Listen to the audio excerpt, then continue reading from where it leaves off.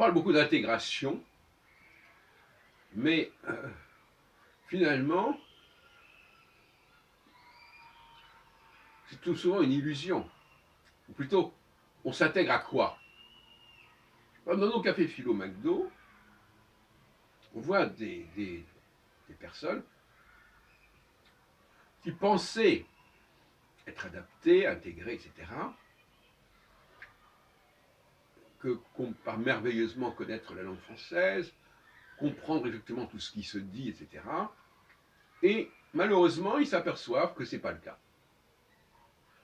Qu'ils ne suivent pas le débat, qu'ils n'entendent pas l'argumentation qui est développée, qu'ils ne suivent pas cette argumentation, et que finalement, ils sont noyés, ils sont largués.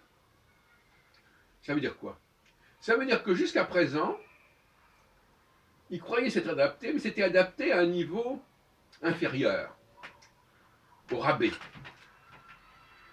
Et que là, ils avaient cette impression, ça alimentait leur impression.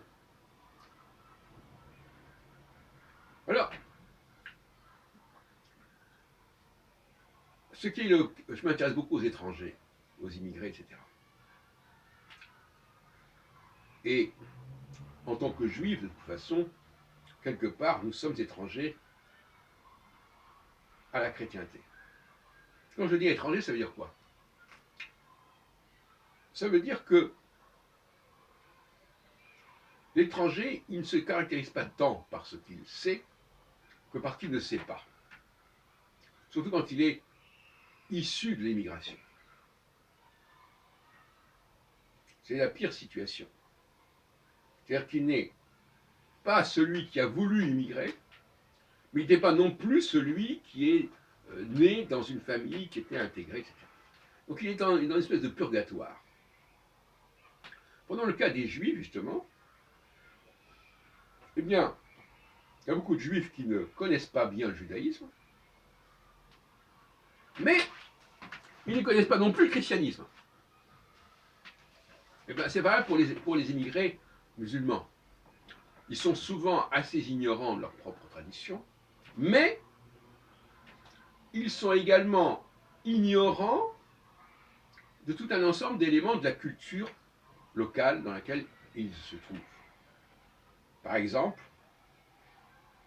on voit très peu d'immigrés de seconde génération, peut-être même de troisième génération, je ne sais pas, qui ne se trouvent. Très peu d'immigrés dans les concerts de musique classique, par exemple.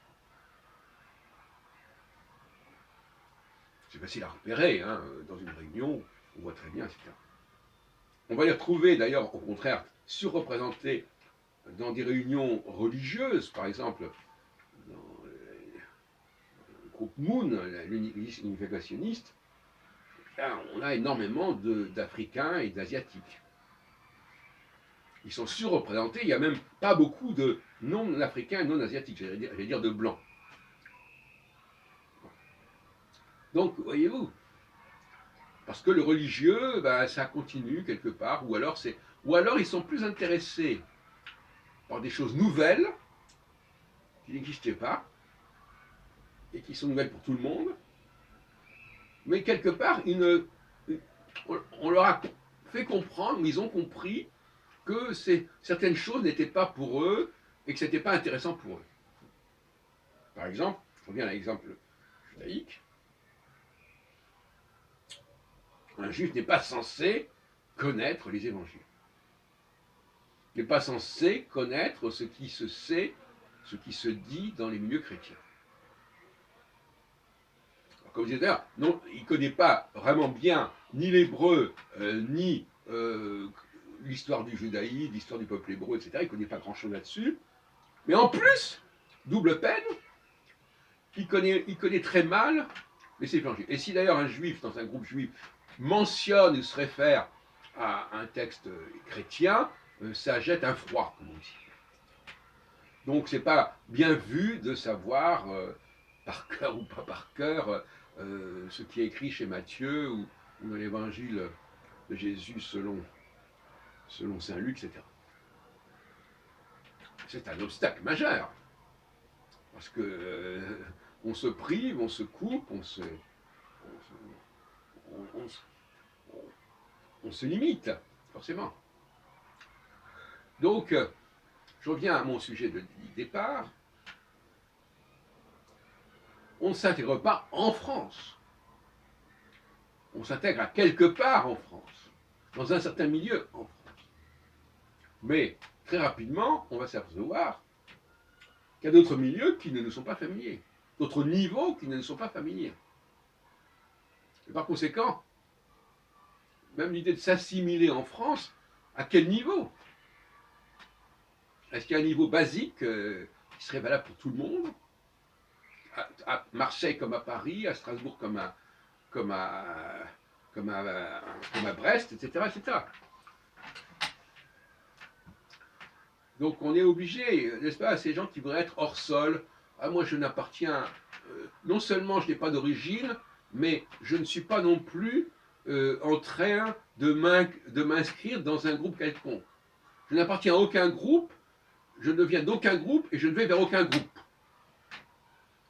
C'est un petit peu ça, quelque part. Et ça déclenche malheureusement soit des illusions parce que la personne croit qu'elle est assimilée alors qu'elle ne l'est que ponctuellement, ou alors, de toute façon, il y a des tas de choses qu'elle va ignorer, qu'elle va vouloir ignorer, et qui font partie de l'assimilation, qui sont un élément constitutif de l'assimilation. Par exemple, elle connaîtra très mal l'histoire de France. Même si elle a été au cours, même si elle a suivi ses cours, elle ne les a pas retenus. Elle n'en a pas pris ça au sérieux. Voilà, par exemple. La connaissance de l'histoire est aussi très significative. Mais je veux dire par là que ces immigrés, ils n'ont même pas le bagage qui est commun à la plupart des gens qui ne sont pas immigrés. Et pourquoi? Et on leur demande, en fin de compte, ils vont dire que ça ne nous intéresse pas. Bon, en fin de compte, c'est pas pour eux. Ils se sont mis la tête que ce n'était pas pour eux. Donc finalement, ils ne sont pas porteurs d'une culture, ils sont porteurs d'une inculture.